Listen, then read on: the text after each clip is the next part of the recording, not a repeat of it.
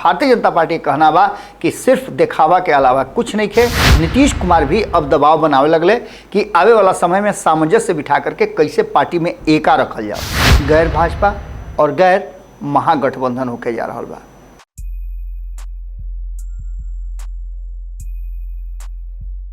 मौसम बदले के आहट सुनाइल बा। मौसम बदले के आहट सुनाइल बा। दरख्त के चिड़ै चिरुंग बड़ा डेराइल बा। दरख्त के चिड़ै चिरुंग बड़ा डेराइल बा। गोड़ लागत नहीं, हेरा से अभिनंदन बा, खूटा ठोक।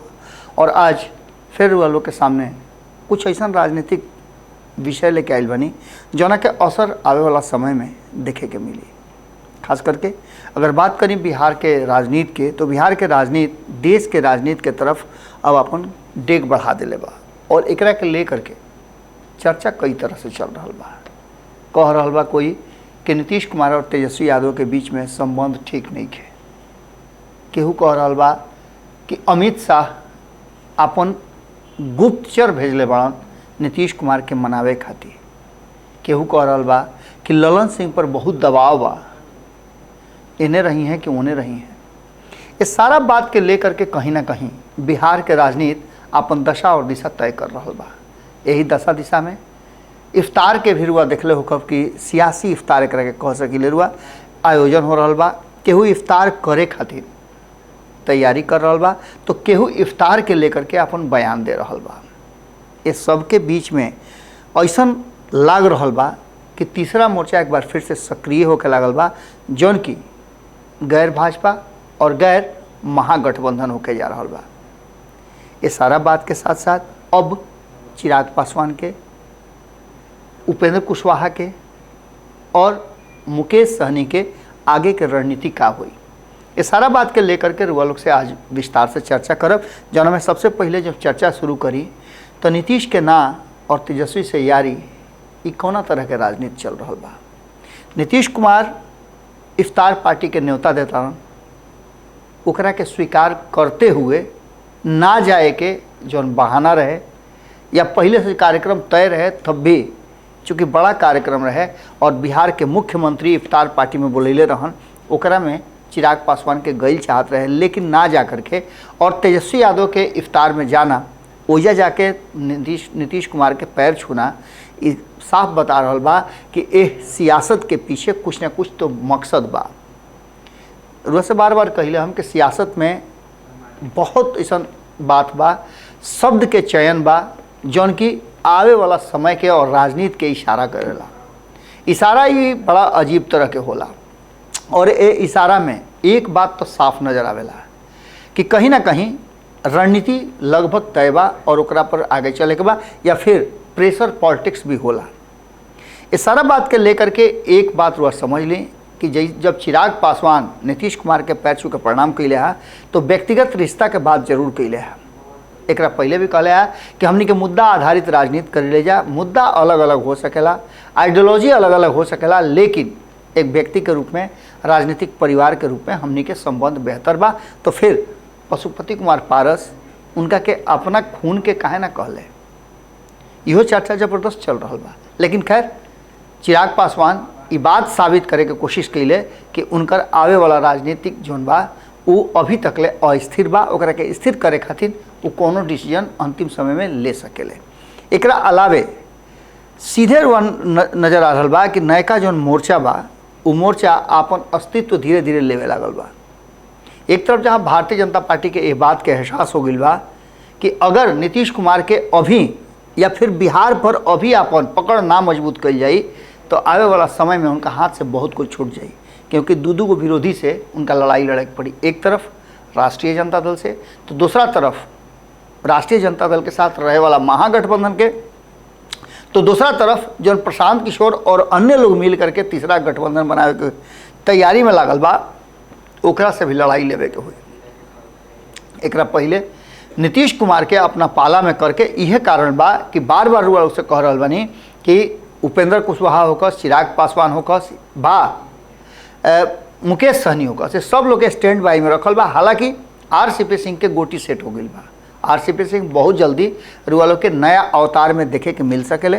ये बात लगभग साफ सुथरा बा। जो हमनी के सूत्र बता रहा बड़े वो साफ कह रहा बड़े कि ये लोग के संगे जो समझौता रहे, वो समझौता में दोनों तरफ शर्त रहे, लेकिन आरसीपी सिंह लगे कोनो शर्त ना रहे और बिना शर्त के यारी बहुत लंबा चलेला, ओकर तैयारी शुरू हो गई बा।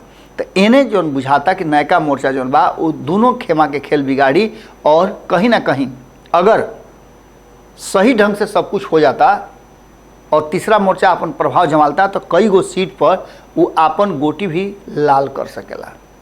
इस सबके साथ साथ इफ्तार के जो सियासत चल रहा बा ओकरा के ले करके रुआ देखने कि पहले नीतीश कुमार, फिर जनता दल यूनाइटेड, ओकरा बाद राष्ट्रीय जनता दल, अब और भी कई दल करे के तैयारी कर रहा बा। चिराग पासवान भी इफ्तार पार्टी करे के तैयारी कर रहा बा।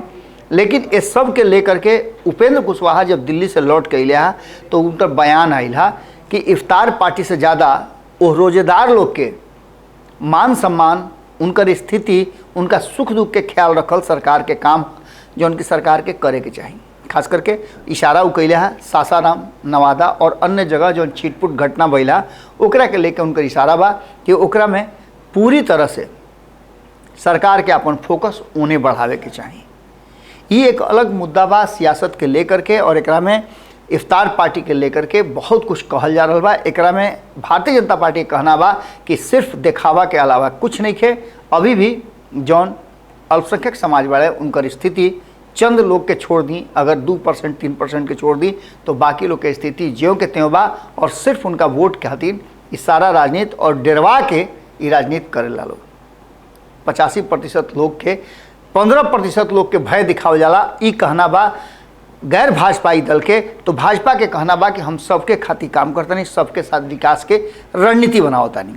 अब ये इफ्तार के सियासत में देखे वाला बात हुई कि कितना जौन छटका छटकी वाला वोट रहा ओकरा के अपना पाला में नीतीश कुमार और तेजस्वी यादव कर पावत रहे, और कितना इफ्तार पार्टी के आयोजन करके चिराग पासवान अपना पार्टी में कर पावत रहे। ये पूरे इफ्तार पार्टी में एक चीज़ तो नज़र आई है कि पुरान दुश्मन भी मेरिया बन के एक दूसरा से गले मिल रहे हैं और इफ्तार पार्टी मनौले है। जना में कई को चेहरा रुआ देख ले हो कब कि तेजस्वी यादव की यहाँ पप्पू यादव के जाना इस बात की तरफ इशारा करता कि कहीं ना कहीं आवे वाला बिहार के राजनीति में बहुत कुछ परिवर्तन संभव बा।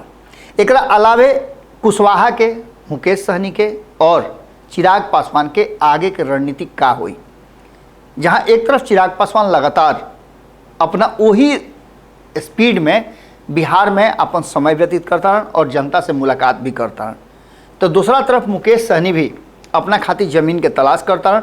और मुकेश सहनी पूरा तैयारी के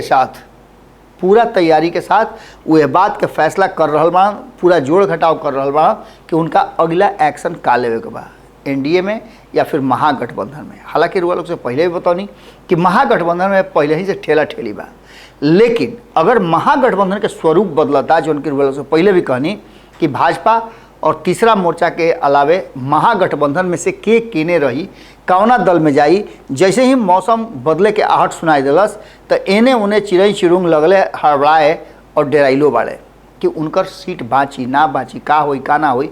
ए बीच में एक और खबर आ रहा बा कि ललन सिंह पर काफ़ी दबाव बा। एक तरफ जहां पार्टी के संगठन के उनका बचावे का थी, तो दूसर का तरफ नीतीश कुमार भी अब दबाव बनावे लगले कि आवे वाला समय में सामंजस्य बिठा करके कैसे पार्टी में एका रखल जाओ।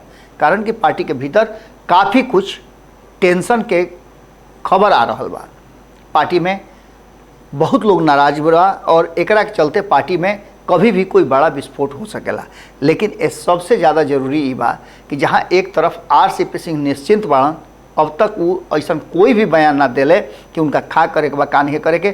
सीधे तौर पे वो भारतीय जनता पार्टी के सपोर्ट में जब से वो जदयू से बाहर गई बा तब से बाड़े, जदयू में रहन तब भी रहन, और अब वो चुपचाप बाड़न तो उनका ओकर इनाम चुप्पी के इनाम मिली। लेकिन जहाँ तक ये खबर आ रहा बा कि अभी तक कोई फाइनल डिसीजन ना तो उपेंद्र कुशवाहा के साथ भइल बा, ना चिराग पासवान के साथ भइल बा। कारण कि पशुपति कुमार पारस के लगातार बयान यह बात की तरफ इशारा करता है कि जो प्रेशर पॉलिटिक्स चिराग पासवान के ले रहे हैं वो असरकारक नहीं भइल और भारतीय जनता पार्टी उससे तनिको इची को डेराइल नहीं है। एक सीधा मतलब उड़ुए कि अभी भी चिराग पासवान के जो समझौता बा वो नहीं खे भइल।